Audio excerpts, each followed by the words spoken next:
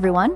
Welcome back to another exciting episode of Aviation Insights. Today we're diving into a super important topic, wildlife hazard management training for aerodrome operations. I know what you're thinking. It might sound niche, right? But trust me, it's absolutely crucial for keeping our skies safe. So let's take off, shall we?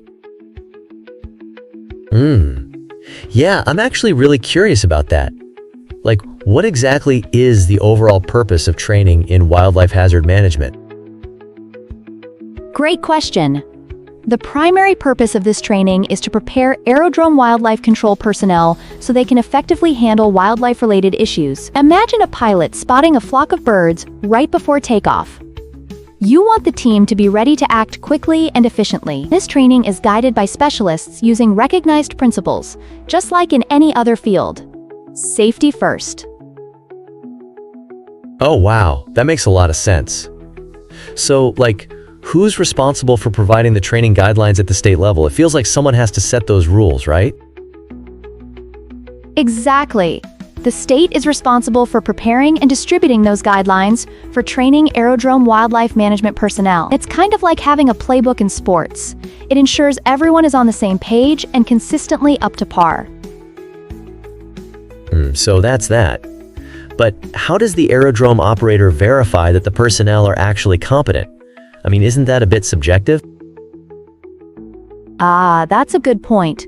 An aerodrome operator must ensure their personnel possess the necessary skills, knowledge, and attitude. To verify this, they need to complete a structured training program, pass tests, and maintain records according to local regulations.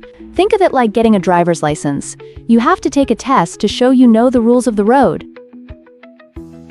Right. So, how often should this recurrent training happen? I imagine wildlife doesn't take a break. You got it. Recurrent training should be carried out at least every 2 years.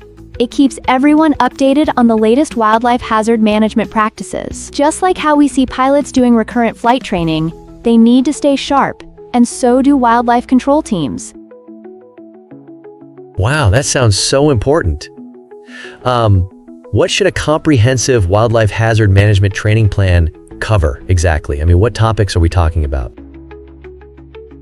A complete training plan is quite broad. It should cover everything from the wildlife management problem to hazardous wildlife management practices, relevant regulations, wildlife ecology, identification techniques, documentation procedures, and even stakeholder involvement. It's like studying for an exam. You want to make sure you cover all possible questions. That's fascinating. So are there different training requirements inside the aerodrome itself? Do different people need different levels of training? Absolutely. There's a variety of roles within the wildlife hazard management program, so different personnel may need different levels of training. Think of it like how a pilot and a ground crew member have distinct training needs. They have different responsibilities that require specialized knowledge. Interesting.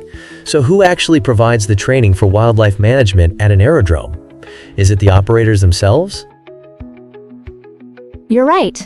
The aerodrome operator is responsible for the training, but it needs to be delivered by individuals who have proven competence in wildlife management.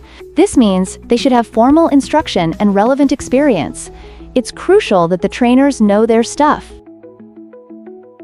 Wow. That wraps up our discussion on training requirements for wildlife hazard management. Thank you for breaking that down. It was super informative. Thank you everyone for tuning in to Aviation Insights. I hope you found today's episode enlightening. Remember, staying informed is key to safety. Keep your skies clear, and we'll catch you next time. I definitely learned a lot today. I never knew how much went into wildlife management training. I mean, that's a lifesaver.